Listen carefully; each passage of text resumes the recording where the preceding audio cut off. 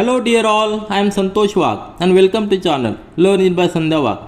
आज आपण या व्हिडिओमध्ये पाहणार आहोत क्लास 10 मॅथमॅटिक्स पार्ट 2 मधील चॅप्टर 1 सिमिलॅरिटी ह्या चॅप्टरचा प्रॅक्टिस सेट 1.1. सिमिलॅरिटी ह्या चॅप्टरमध्ये आपण इतके सारे टॉपिक्स कव्हर करणार आहोत.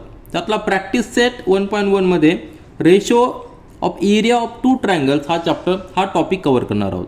तर आपल्याला माहित आहे की सिमिलॅरिटी म्हणजे काय आणि त्याच्याशीच रिलेटेड एक टर्म आहे ती म्हणजे कॉन्ग्रुएन्स. तर आपण तो एक डिफरन्स समजून घेऊया म्हणजे आपल्याला स्टडी करायला थोडंसं सोपं जाईल.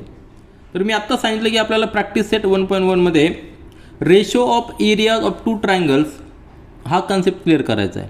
तर यामध्ये काय आहे, एरिया आहे आणि ट्रायंगल हा शब्द आहे.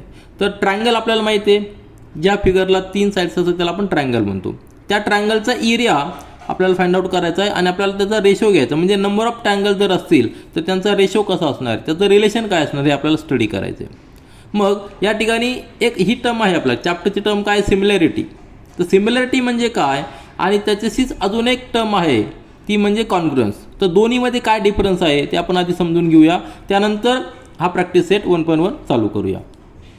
तर ह्या दोन टर्म समजून घेणं फार महत्त्वाचं आहे कारण की आपल्याला आत्ता जो स्टडी करायचा आहे तो सिमिलॅरिटी स्टडी करायचा आहे.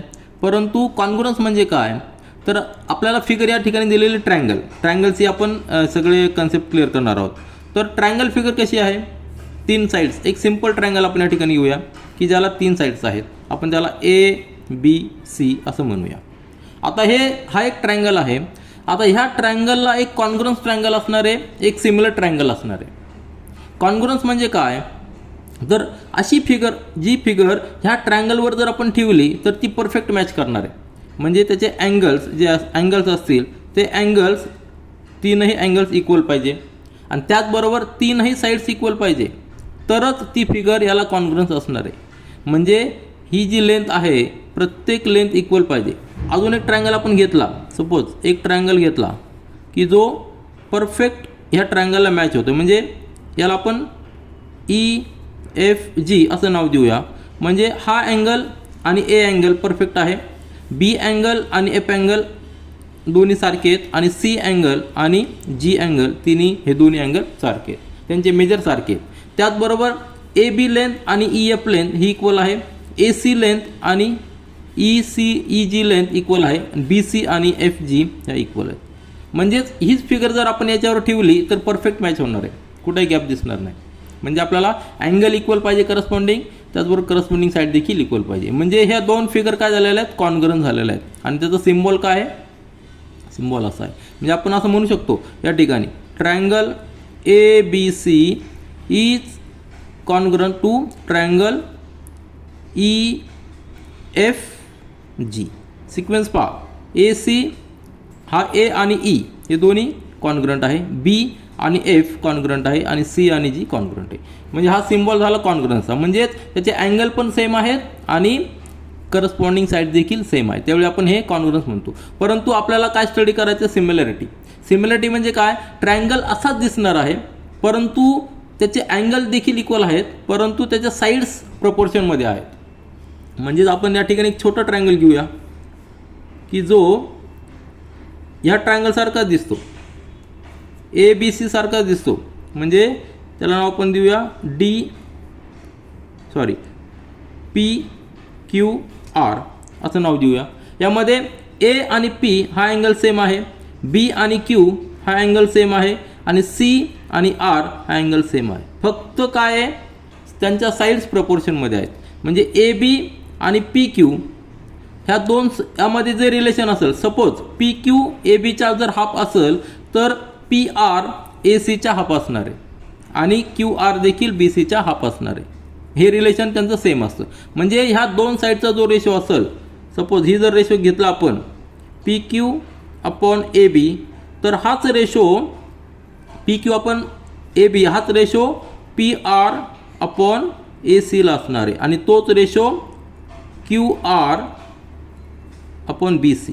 म्हणजे तिन्ही रेशो सेम असणार आहेत. म्हणजे त्याच प्रपोर्शनमध्ये हा ट्रायंगल असणार आहे, फक्त अँगल इक्वल असणार आहेत, साईड त्या प्रोपोर्शनमध्ये असणार आहे. त्याला आपण काय म्हणणार, सिमिलॅरिटी.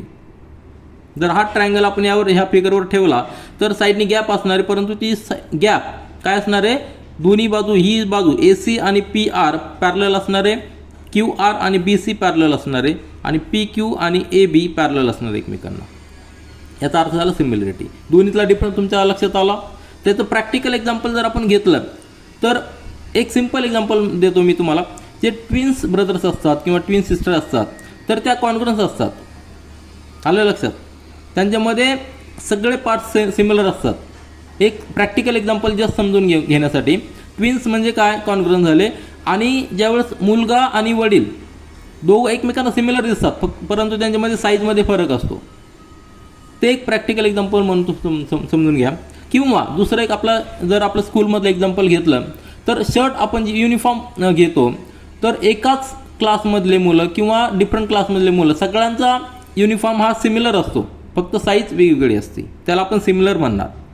परंतु जर तुम्ही कंपास बॉक्स घेतला एकाच ब्रँडचा, दोघांनी 2 फ्रेंडनी कंपास बॉक्स घेतला एकाच ब्रँडचा, तर ते 2 कंपास बॉक्स काय असणार आहे, कॉन्ग्रुअन्स असणार आहे. त्यांची साईज, विड्थ, लेंथ, ब्रेड सगळं सेम असणार आहे, आतलं मटेरियल सगळं सेम असणार आहे. त्यावेळी ते 2 कंपास बॉक्स कॉन्ग्रुअन्स असणार आहे. परंतु युनिफॉर्म जर 5th स्टँडर्डचा आणि 10th स्टँडर्डचा जर स्टुडंट पाहिले, युनिफॉर्म सेम असणार आहे परंतु त्यांची साईज डिफरंट असणार आहे, त्याला आपण सिमिलरिटी म्हणणार आहे. हे 2 कॉन्सेप्ट क्लिअर झाले की आपल्याला हा चॅप्टर स्टडी करायला अतिशय सोपं आहे. तर प्रॅक्टिस सेट 1.1 मध्ये आपल्याला ratio of area of 2 triangles consider करायचा आहे. तर ट्रायंगल जर पाहिला तर ट्रायंगल, सिम्पल ट्रायंगल आपण असा ड्रॉ करू शकतो. याला आपण ABC नाव दिलं. तर आपल्याला एरिया कॅल्क्युलेट करायचा. एरिया म्हणजे जो काही पोर्शन ह्या 3 साईडच्या आतमधला आहे त्याला आपण एरिया म्हणणार. एरिया ऑफ ट्रायंगलचा फॉर्म्युला आपल्याला माहिती आहे. Area of triangle, any triangle ABC काय असणार आहे, 1/2 इंटू बेस इंटू हाईट. आता यामध्ये बेस म्हणजे काय आणि हाईट म्हणजे काय, ह्या रिलेटिव्ह टर्म्स आहेत. जर आपण बेस बदलला तर हाईट बदलती. ह्या फिगरमध्ये पहा ABC, जर सपोज आपण BC हा जर बेस घेतला, काय येणार आहे, तर हाईट कुठली येणार आहे, त्याचा अपोजिट व्हर्टेक्स जो आहे, रिमेनिंग व्हर्टेक्स याला काय म्हणायचं, व्हर्टेक्स म्हणायचं. A ला व्हर्टेक्स, B ला पण व्हर्टेक्स, C ला पण व्हर्टेक्स. तर BC जर बेस घेतला तर रिमेनिंग काय A पासून BC ला परपेंडिक्युलर ड्रॉ करायचा. याला समजा आपण P नाव देऊया. तर AP ही जी हाईट झालेली त्याला आपण काय म्हणायचं, हाईट म्हणायचं. म्हणजे फॉर्म्युला काय येणार आहे, 1/2 इंटू बेस काय घेतलेला आपण BC आणि हाईट काय असणार आहे AP. आलं लक्षात? यांचं जर मल्टिप्लिकेशन केलं तर आपल्याला एरिया ऑफ दिस ट्रायंगल मिळणार आहे. हा सिंपल फॉर्म्युला आपण आधी स्टडी केलेला आहे. पण आता लक्षात घ्या, त्याचबरोबर समजा आपण बेस जर बदलला, आपण AC देखील बेस घेऊ शकतो, त्यावेळी हाईट वेगळी असणार आहे. म्हणजे फॉर्म्युलामध्ये काय येणार आहे, 1/2 बेस जर आपण AC घेतला तर हाईट AP येणार नाही. हाईट काय येणार आहे, AC साईड आहे त्याच्या अपोजिट जो व्हर्टेक्स आहे B पासनं ह्या बेसला परपेंडिक्युलर टाकायचा. म्हणजे सपोज हा Q पॉईंट असेल तर BQ काय असणार आहे, हाईट असणार आहे. आणि त्याचबरोबर जर आपण बेस अजून बदलला, अजून एक बेस आपल्याकडे आहे, हा बेस देखील घेऊ शकतो आपण, AB बेस देखील घेऊ शकतो. त्यावेळी हाईट काय असणार आहे, तर C व्हर्टेक्सपासनं इकडे जर आपण परपेंडिक्युलर टाकला तर हा जो पॉईंट असणार आहे R, सपोज CR, तर CR ही हाईट असणार आहे. म्हणजे आपण जर बेस बदलला तर हाईट बदलती. ह्या तिघांचा एक कॉमन पॉईंट असतो आणि हा कॉमन पॉईंट आपण आधी स्टडी केलेला आहे.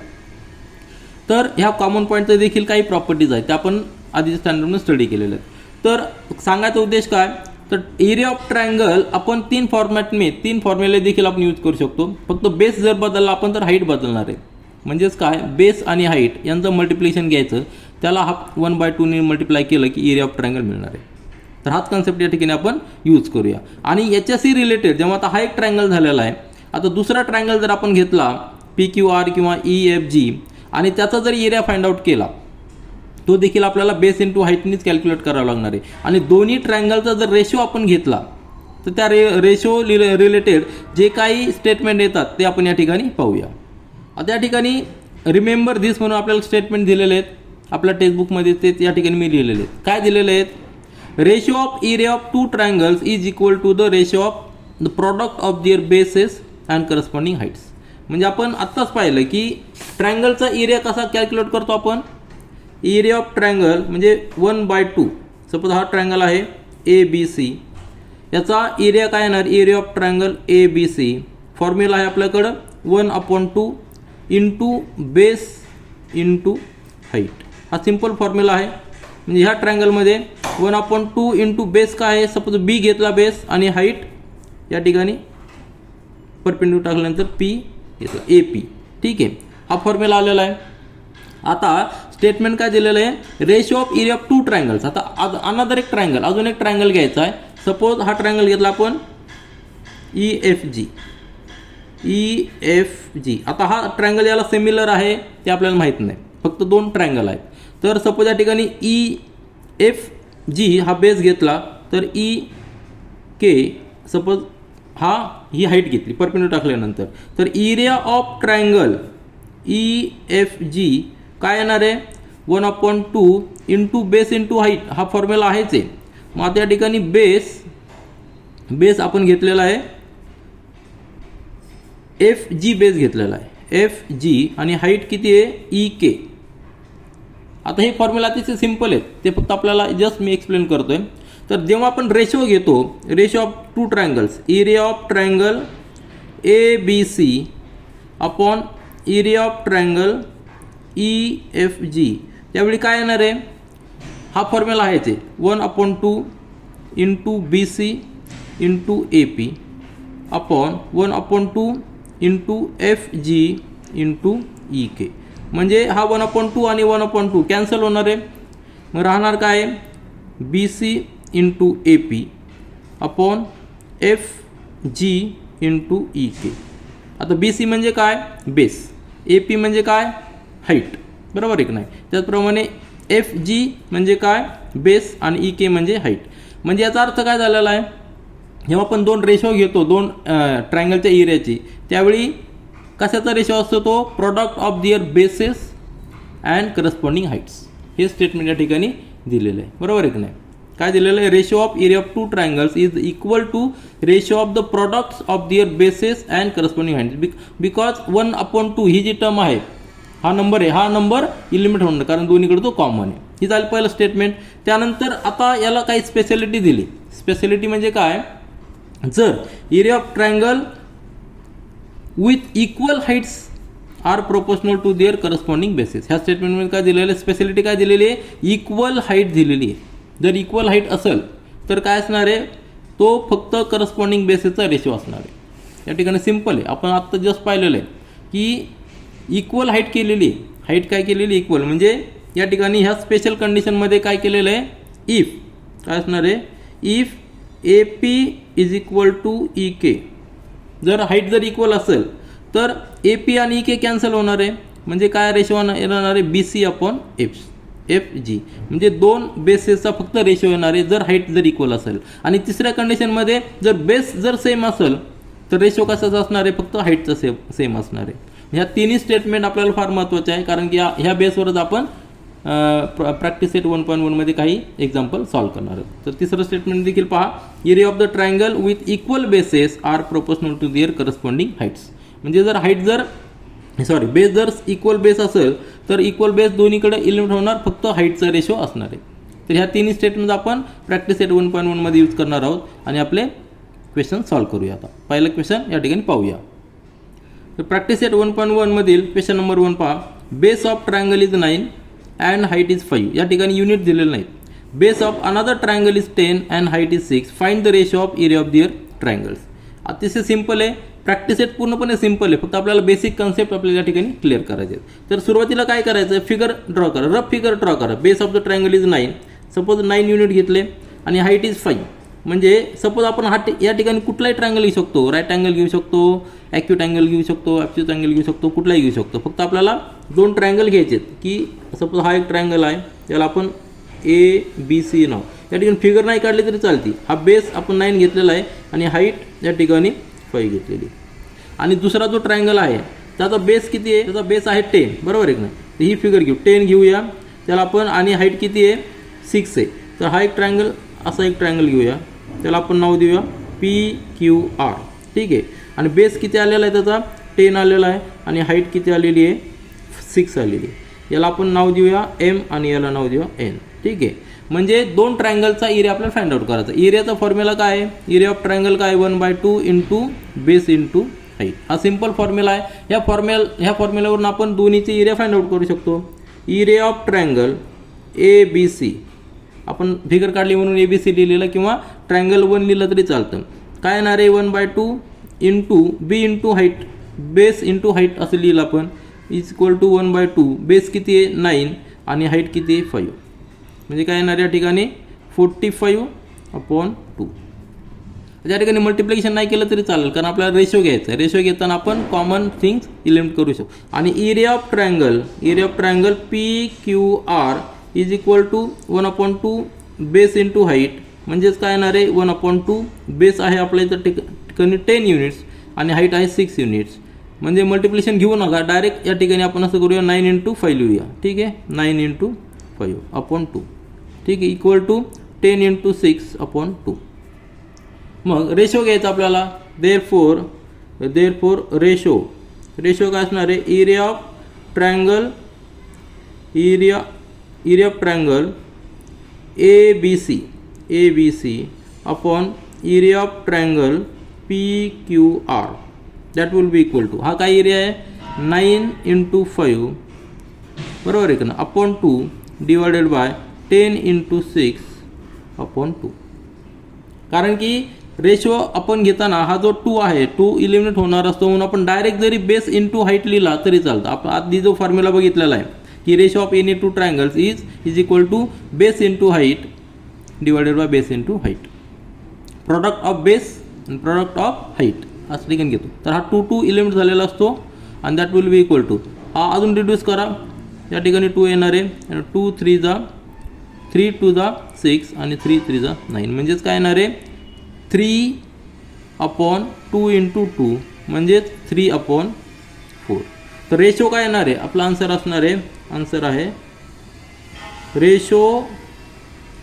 Ratio of area of two triangles म्हणजे जे दोन दिलेले आहेत, दोन ट्रायंगल्स आहे, काय असणार आहे इज 3:4. 3:4 हा रेशो असणार. हे आपलं झालं आन्सर. आता त्यानंतर क्वेश्चन नंबर 2 पहा. इन फिगर 1.13 या फिगरमध्ये BC परपेंडिक्युलर टू AB, ही AB सेगमेंट आहे त्याला परपेंडिक्युलर BC आहे, ही BC म्हणजे ह्या ठिकाणी 90 डिग्री आहे.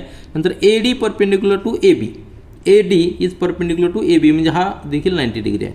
आणि डायमेन्शन दिलेले आहेत. BC 4 दिलेला आहे, BC 4, आता या ठिकाणी युनिट दिलेलं नाही 4 युनिट म्हणायचं. नंतर AD दिलेलं आपल्याला 8 युनिट म्हणजे AD या ठिकाणी दिलेलं 8 युनिट. फाइंड, आता रेशो फाइंड आउट करायचा आहे. Area of triangle ABC upon area of triangle ADB. अतिशय सिंपल आहे सोल्युशन. जर या ठिकाणी आपण लिहिलं सोल्युशन पाहूया आपण. आपल्याला फॉर्म्युला माहिती आहे area of triangles, ratio of area of two triangles काय असणार आहे या ठिकाणी लिहू. तर आपल्याला माहिती आहे की we know ratio of area of two triangles is ratio of the products of their bases and corresponding heights. बरोबर आहे की नाही, हे आपण माहिती आहे. मग त्यानुसार आपण दोन ट्रायंगल आहेत आपल्याकडं ABC आणि ABD, दोन ट्रायंगलचा ratio area of the triangle कसं लिहिणार आपण, एरिया ऑफ ट्रायंगल ABC आणि divided by area of triangle ADB that will be equal to दोघांचं बेस इंटू हाईट. ह्या ट्रायंगलचा बेस काय आहे ABCचा बेस आहे AB इंटू हाईट काय आहे BC. हाईट कशी कॅल्क्युलेट करतो आपण, तर परपेंडिक्युलर पाहिजे, व्हर्टेक्सपासून बेसला परपेंडिक्युलर पाहिजे तर ती हाईट असते. या ठिकाणी ऑलरेडी परपेंडिक्युलर दिलेला आहे म्हणून BC is a height of this triangle ABC, म्हणजे बेस AB आणि हाईट BC. तर बेस AB इंटू हाईट. त्याच पद्धतीने ABD ह्या ट्रायंगलचा बेस AB आहे आणि अपोजिट व्हर्टेक्स D पासून बेसला परपेंडिक्युलर कुठला आहे AD आहे, मग तो AD या ठिकाणी लिहिलेला आहे. आता व्हॅल्यू दिलेला आहे आपल्याला, AB आणि AB कॉमन आहे तो इलिमिनेट होणार आहे. मग बेस जो आहे बेस किती 4 आणि हा 8, 4/8 म्हणजे 1/2. तर आपल्याला अजून एक स्पेशलिटी केस आपण पाहिली होती की जर बेस सेम असेल तर त्या एरियांचा फक्त हाईटचा रेशो घ्यायचा. एरियासाठी याची हाईट आणि याची हाईट दोघांचा रेशो घेतला तरी आपला आन्सर येणार आहे, कारण की बेस कॉमन इलिमिनेट होणार आहे. म्हणजेच 4 × 4 4 × 8 म्हणजे 1/2. म्हणजे जर ह्या ट्रायंगलचा एरिया 1 असेल, कुठला ABCचा ट्रायंगल जर 1 असेल तर ABDचा ट्रायंगल 2 असणार आहे. याचा जर एरिया 100 स्क्वेअर मीटर असेल तर याचा एरिया 200 स्क्वेअर मीटर येणार, याचा डबल येणार आहे. म्हणजे तो जो रेशो आहे 1:2. आन्सर आपण या ठिकाणी लिहिलेलं आहे रिक्वायर्ड रेशो इज 1:2. म्हणजे जर आधीचा पहिल्या ट्रायंगलचा रेशो जर 50 स्क्वेअर मीटर असेल तर ADBचा एरिया किती असणार त्याचा डबल 1:2 म्हणजे डबल म्हणजे 100 स्क्वेअर मीटर येणार आहे. हे हा रेशो आहे. हा रेशो का आलेला आहे कारण की दोघांची हाईट जी आहे बेस कॉमन आहे, हाईट पहिल्या ट्रायंगलपेक्षा दुसऱ्या ट्रायंगलची हाईट डबल आहे म्हणून रेशो 1:2 येणार आहे. आता प्रॅक्टिस सेट 1.1 मधील क्वेश्चन नंबर 3 पहा. इन फिगर 1.14 या फिगरमध्ये segment PS, this segment PS is perpendicular segment RQ. म्हणजे ही सेगमेंट जर एक्सटेंड केली तर त्या सेगमेंटला PS परपेंडिक्युलर आहे. Segment QT, this segment QT is perpendicular to PR, this PR सेगमेंटला परपेंडिक्युलर आहे. If RQ is equal to 6 म्हणजे RQ इज इक्वल टू 6 बरोबर आहे का. म्हणजे RQ ही दिलेले 6 युनिट दिलेले आहे आणि PS is equal to 6, PS देखील 6 युनिट दिलेले आहे. PR इज 12 म्हणजे ही टोटल लेंथ आहे, ही टोटल लेंथ किती आहे 12 युनिट्स आहे. ठीक आहे. तर फाइंड आपल्याला QT फाइंड आउट करायचं आहे. QT कुठे आहे, हा QT फाइंड आउट करायचा आहे. तर या ठिकाणी आपण एरिया ऑफ ट्रायंगलचा रेफरन्स घेणार आहोत. एरिया ऑफ ट्रायंगल काय असणार आहे, area of any triangle is equal to 1/2 into base into height. हा फॉर्म्युला आपण यूज करणार आहोत. या ठिकाणी बेस आणि हाईट आपण पाहिलेलं की डिफरंट असू शकतात. जर बेस बदलला तर हाईट बदलते. मग एरिया ऑफ ट्रायंगल 3 पद्धतीने आपण कॅल्क्युलेट करू शकतो. बेस चेंज करायचा, हाईट चेंज होती. आता या ठिकाणी एक ट्रायंगल कन्सिडर करा. कुठला, PQR, ट्रायंगल PQR. हा ट्रायंगल जर कन्सिडर केला त्यामध्ये बेस, जर बेस आपण RQ पकडला, RQ जर बेस पकडला तर हाईट काय येणार आहे, तर रिमेनिंग व्हर्टेक्स काय P पासनं RQला परपेंडिक्युलर टाकायचा आणि ती जी हाईट येईल ती हाईट पकडायची. म्हणजे बेस RQ आणि हाईट PS असणार आहे कारण या ठिकाणी 90 डिग्री दिलेलं आहे. म्हणजे आपण एरिया ऑफ ट्रायंगल PQR या पद्धतीने काढू शकतो आणि त्याचबरोबर एरिया ऑफ ट्रायंगल PQR अजून एक पद्धतीने काढू शकतो. बेस जर आपण हा पकडला, PQ बेस पकडला तर हाईट काय येणार आहे, QT हाईट येणार आहे कारण की QT देखील परपेंडिक्युलर आहे. दोन पद्धतीने आपण एरिया काढू. त्यामध्ये पहिल्या कंडिशनमध्ये RQ आपल्याला माहीत आहे, त्यानंतर PS देखील माहीत आहे म्हणजे आपल्याला डायरेक्ट एरिया मिळणार आहे. आणि सेकंड कंडिशनमध्ये बेस माहीत आहे आपल्याला, PR बेस माहीत आहे, हाईट आपल्याला कॅल्क्युलेट करायची, QT हाईट कॅल्क्युलेट करायची. म्हणजे आपण जर एरिया कम्पेअर केले तर आपल्याला QTची व्हॅल्यू मिळणार आहे. ते आपण सिस्टमॅटिक पद्धतीने या ठिकाणी लिहूया. तर सोल्युशन स्टार्ट करताना आपल्याला जे गिवन दिलेलं आहे, काय दिलेलं आहे, PS perpendicular RQ, QT perpendicular to PR, RQ 6 दिलेला आहे, PS 6 दिलेला आहे, PR 12 दिलेला आहे आणि आपल्याला फाइंड करायचं आहे टू फाइंड QT. बरोबर आहे की नाही. तर सोल्युशनमध्ये आत्ता सांगितलं आपण तसं ट्रायंगल कन्सिडर करायचा आहे. Consider triangle PQR. PQR triangle consider करायचा आणि त्या ट्रायंगलचा एरिया दोन पद्धतीने काढायचा आणि दोन्ही एरिया इक्वल असणार आहे कारण की ट्रायंगल एकच आहे. तर पहिल्या वेळी आपण एरिया ऑफ ट्रायंगल PQR घेणार आहोत. बेस इंटू हाईट, बेस घेणार आहोत आपण RQ आणि त्याची त्यावेळी हाईट असणार आहे PS. बरोबर आहे की नाही. जर बेस आपण RQ घेतला तर हाईट काय असणार आहे, PS असणार आहे.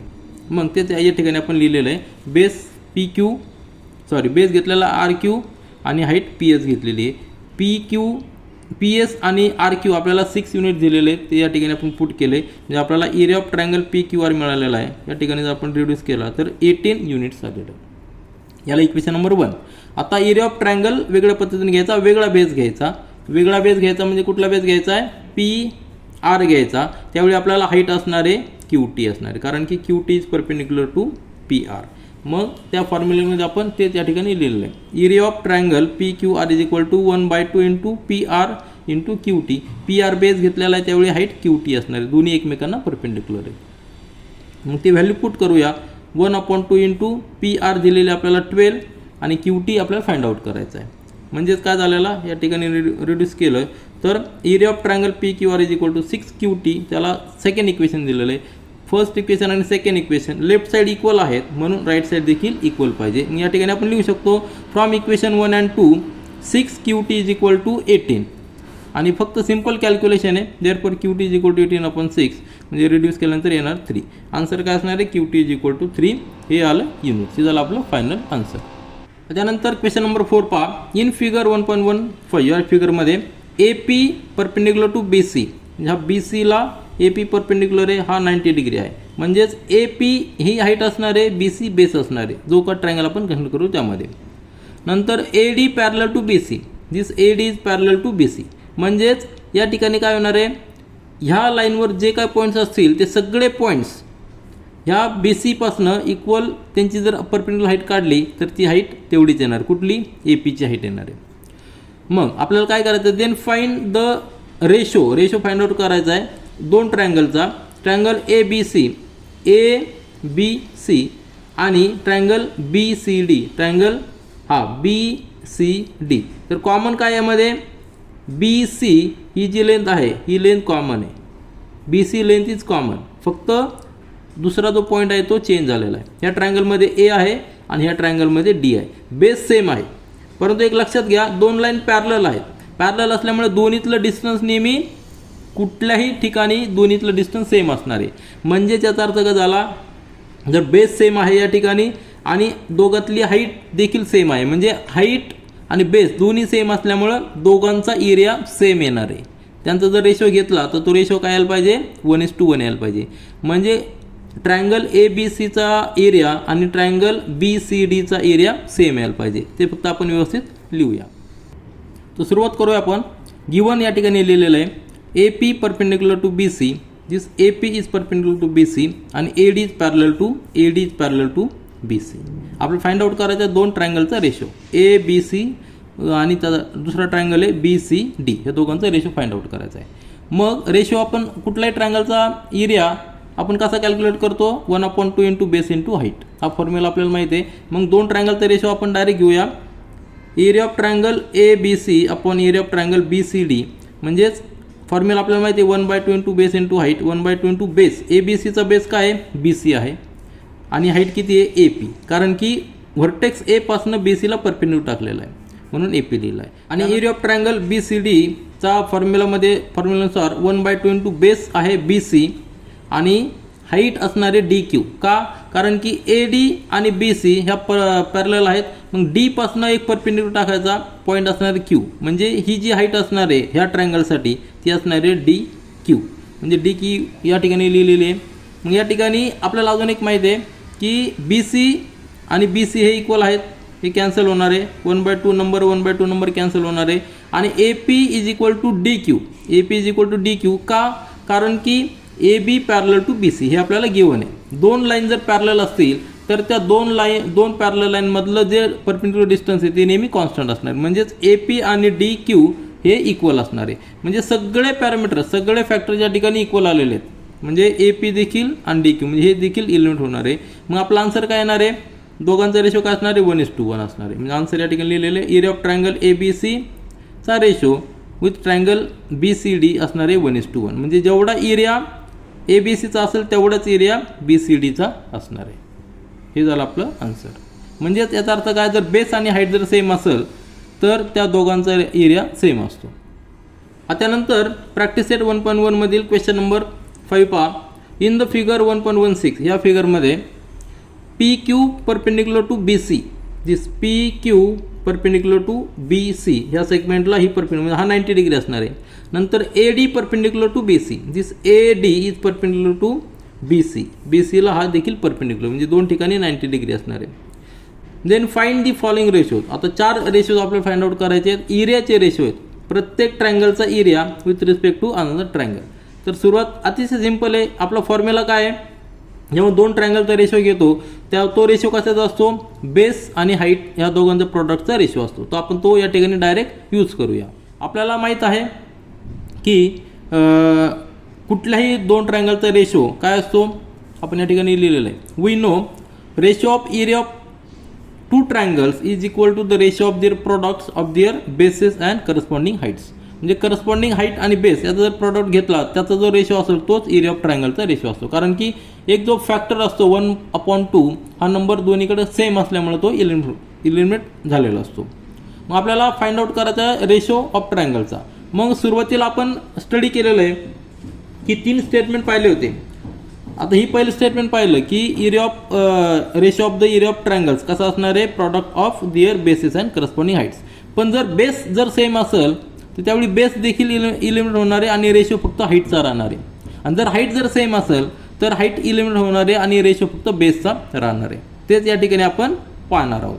तर पहिला जो ट्रायंगल आहे पी क्यू बी आणि ट्रायंगल पी बी सी, लक्षात घ्या पी क्यू बी हा जो ट्रायंगल आहे, आम्ही जस्ट डार्क करतो, हा जो ट्रायंगल आहे ह्या ट्रायंगलचा रेशो आपल्याला घ्यायचा आहे पी बी सी, म्हणजे पी बी आणि सी म्हणजे हा ट्रायंगल. आता यामध्ये कॉमन काय आहे, कॉमन त्यांची हाईट कॉमन आहे, कारण की पी हा व्हर्टेक्सपासनं या बी सीला परपेंडिक्युलर जर टाकला तर पी क्यू ही हाईट असणार आहे, दोन्ही ट्रायंगलसाठी ती हाईट आहे. हा राईट अँगल ट्रायंगल आहे आणि दुसरा जो ट्रायंगल आहे त्या ट्रायंगलसाठी देखील पी क्यू हाईट असणार आहे. म्हणजे जर हाईट जर सेम असेल तर रेशो फक्त बेसचा राहतो आणि तेच आपण या ठिकाणी लिहिलेलं आहे. पहिला जो दोन ट्रायंगल आहेत पी क्यू बी आणि पी बी सी, तर बेस आहे बी क्यू पहिल्या ट्रायंगलसाठी आणि हाईट आहे पी क्यू, आणि दुसऱ्या ट्रायंगलसाठी बेस आहे बी सी आणि हाईट आहे पी क्यू. लक्षात आलं असेल तुमच्या, बेस बी क्यू पहिल्या ट्रायंगलसाठी आहे आणि दुसऱ्या ट्रायंगलसाठी बेस आहे बी सी, परंतु हाईट पी क्यूच असणार आहे दोन्हीकडं. मग जी हाईट जी कॉमन आहे ती कॉमन हाईट इलिमिनेट होणार आहे, म्हणजे पी क्यू आणि पी क्यू जाणार आहे, रेशो राहणार आहे फक्त बी क्यू आणि बी सी. बी क्यू म्हणजे काय, base of triangle P Q B, आणि बी सी म्हणजे base of triangle P B C.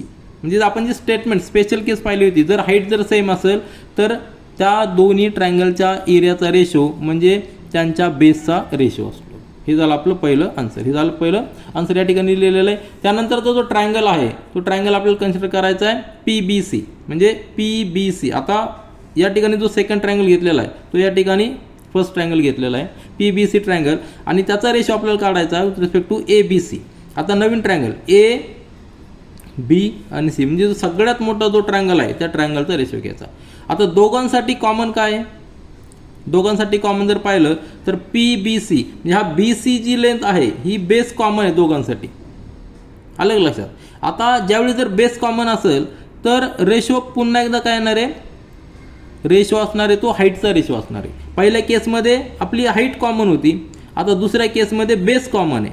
दोन्ही ट्रायंगलमध्ये बी सी हा बेस आहे, पी बी सी मध्ये बेस बी सी आहे आणि ए बी सीमध्ये देखील बेस बी सी आहे. म्हणजे बेस जर आपण इलिमिनेट केला तर रेशो ऑफ हाईट येणार आहे, आणि तेच आपण या ठिकाणी लिहिलेलं आहे. तर सेकंड रेशोमध्ये आपण काय लिहिलेलं आहे, area of triangle P B C, area of triangle P B C is equal to base B C into height P Q height आलेली. त्यानंतर area of triangle A B सीमध्ये बेस बी सी आहे आणि height A D असणार आहे, कारण की आपल्याला दिलेलं आहे A D is perpendicular to B C.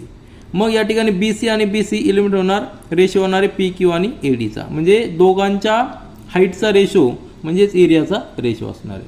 हे झालं आपलं सेकंड आन्सर. आता त्यानंतर तिसरा रेशो पाहूया. आता आपल्याला तिसरा रेशो विचारलेला आहे ट्रायंगल ए बी सी, म्हणजे सेकंड रेशोमध्ये जो दुसरा ट्रायंगल घेतलेला आहे तो आता या ठिकाणी पहिला ट्रायंगल आलेला आहे ए बी सी, म्हणजे ए बी सी हा पूर्ण ट्रायंगल. त्यानंतरचा ट्रायंगल घेतलेला आहे ए डी सी, हा ए डी सी म्हणजे हा शेवटचा ट्रायंगल ए डी सी, मी या ठिकाणी डार्क करतो. सगळ्यात मोठा ट्रायंगल ए बी सी आणि त्यानंतरचा ट्रायंगल ए डी सी, ह्या दोघांचा रेशो. आता या ठिकाणी कॉमन काय आहे, कॉमन तुमच्या लक्षात आलं असेल जी हाईट आहे ती कॉमन आहे, ए डी दोघांकडं हाईट आहे, कारण की ए बी सीला देखील हाईट ए डी आहे आणि ए डी सीला देखील हाईट ए डी आहे. जर हाईट कॉमन असेल तर ती हाईट इलिमिनेट होणार आणि फक्त रेशो बेसचा राहणार आहे, म्हणजे बी सी आणि याचा बेस डी सी त्यांचा रेशो येणार आहे, तेच आपण या ठिकाणी लिहिलेलं आहे. Area of triangle A B C काय असणार आहे, base B C into height A D, आणि area of triangle A D C त्याचा बेस असणार आहे डी सी आणि हाईट असणार आहे ए डी, कारण की हा या ठिकाणी 90 डिग्री आहे म्हणून आपण ए डीला हाईट कन्सिडर करू शकतो.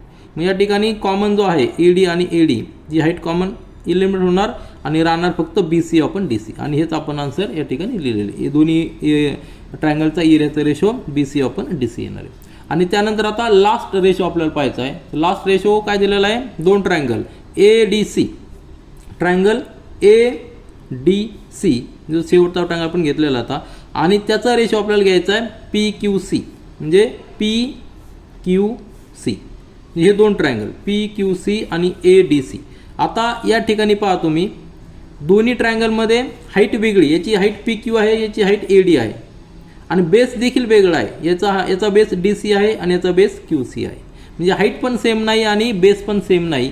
त्यावेळी त्यांच्या एरियाचा रेशो म्हणजे प्रॉडक्ट ऑफ बेस आणि हाईट येणार आहे. सिम्पल जे आपण सुरुवातीला स्टेटमेंट पाहिलं ते या ठिकाणी येणार आहे. तर आपण तेच या ठिकाणी लिहूया. म्हणजे area of this triangle, area of triangle ADC, फिगरमध्ये पहा एरिया ऑफ ट्रायंगल ADC काय असणार आहे, DC हा बेस आहे, बरोबर आहे की नाही, DC हा बेस आहे आणि हाईट AD असणार आहे. त्यानंतर सेकंड ट्रायंगल PQC, याचा बेस QC आहे, बेस QC आहे आणि हाईट PQ असणार, हाईट PQ असणार आहे. यामध्ये कुणी कॉमन नाही म्हणून हा रेशो तसंच तसं राहणार. हेच आपलं फायनल आन्सर असणार आहे. म्हणजे आपल्या लक्षात आलं असेल, जर रेशो ऑफ दोन ट्रायंगलचा घेतला आपण, त्यामध्ये जर बेस कॉमन असेल तर फक्त हाईटचा रेशो येतो आणि जर हाईट कॉमन असेल तर फक्त बेसचा रेशो असेल, आणि जर काहीच कॉमन नसेल तर प्रॉडक्ट ऑफ बेस आणि हाईट त्या दोघांचा रेशो असतो. हे झालं आपले final answer. This is all for this video. Thank you.